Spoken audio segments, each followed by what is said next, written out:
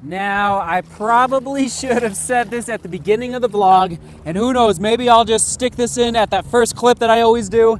Don't always do as I do, but rather as I say.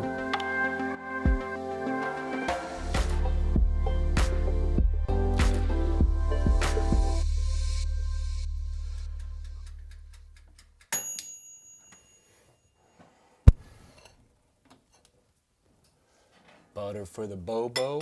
Oh, don't mind if I do. Don't mind if I do. Power for the legs. Power for the legs. All right. Here we go. Let's go work on some power. Not the meter kind. Not the meter kind. Come on now.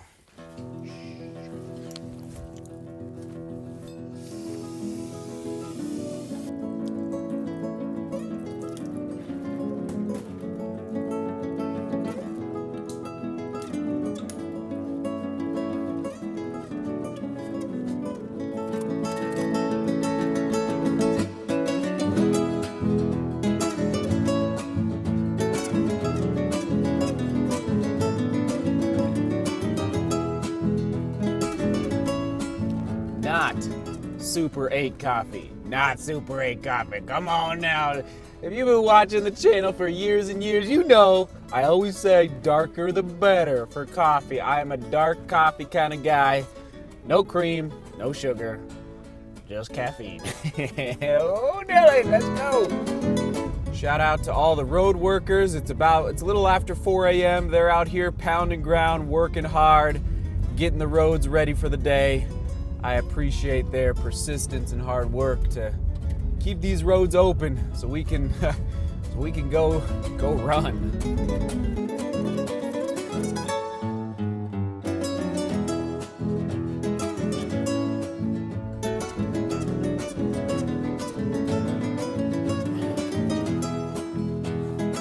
We got the gear ready to rock and roll. I need to be a little more expeditious and efficient today compared to the last time I was here.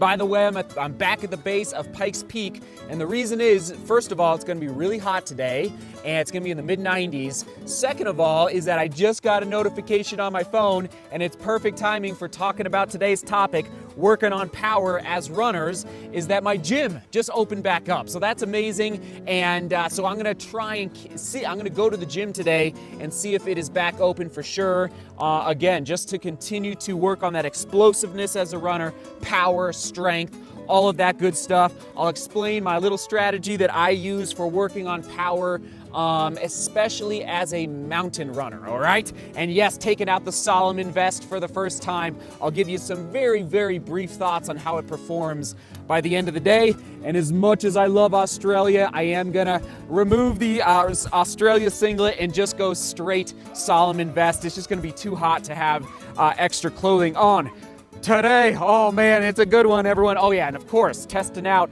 on the actual Pikes Peak Marathon course, the Hoka EVO Jaws. There they are, right there, right there, right there. All right, enough talking. Let's get down to business.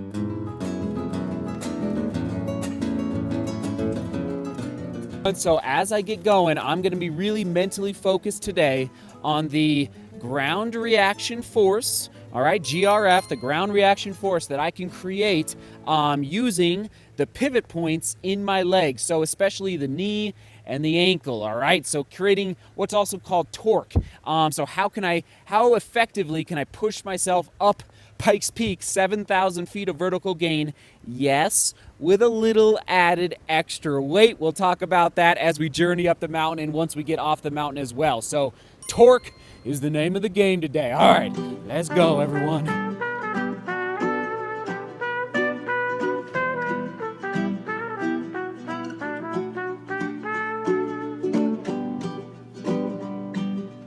That's the goal. That's the goal.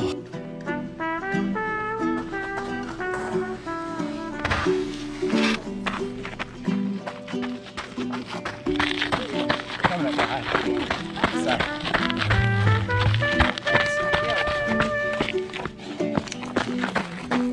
Now, what are the words I'm repeating to myself today?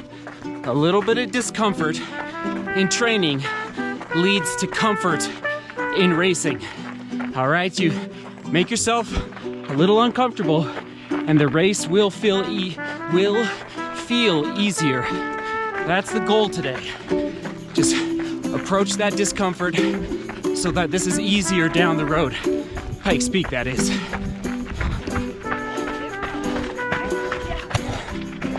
Coming up.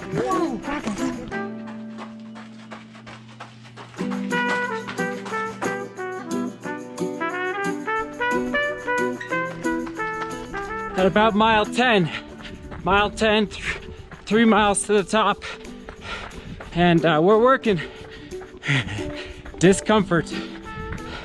Just focused on form, foot strike, and most especially ankle flexion. I know our knees are important, but I'm really focused on that strength and explosion of the ankle.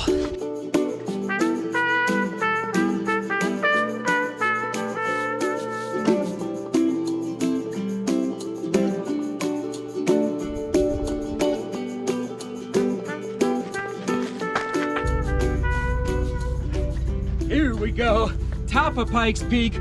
We made it. Butter my bread. Oh, onward and upward. All of it is amazing.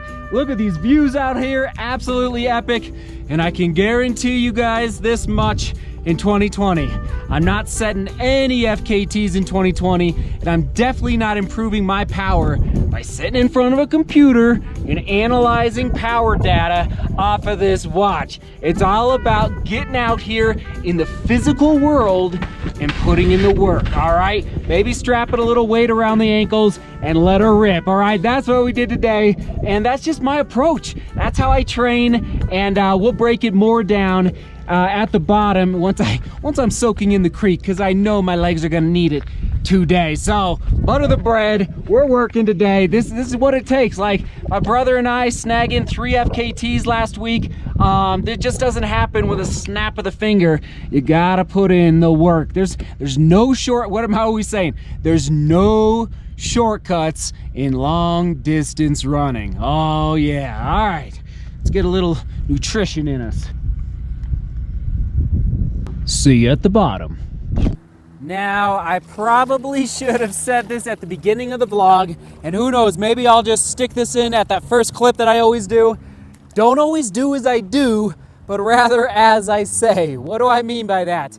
I fully realize the responsibility that I have with this YouTube channel and the platform that I have, and it's an honor to be able to talk with all of you on a daily basis, and it's not overwhelming, you know, but the numbers, you know, continue to go up and up, which I'm grateful for. But I just want to communicate that with my training, I could have easily today cut out any shots of my ankle weights, all right? I could have not shown those to you, but I want to be as open and transparent as possible with you in many facets of life here on YouTube, but especially in my training.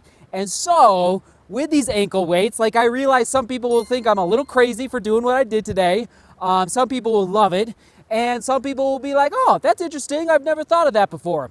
But I just want to say, because I realize the platform that I have, don't go do what I just did, okay? This is very unique training, and 26 miles with ankle weights, with 7,000 feet of vertical gain is not something you typically do. It's taken me 3 years to build up to this point, just so you know. I started weight training to work on my power and work on my strength about 3 years ago. 2017, and I really picked it up in 2019, so last year.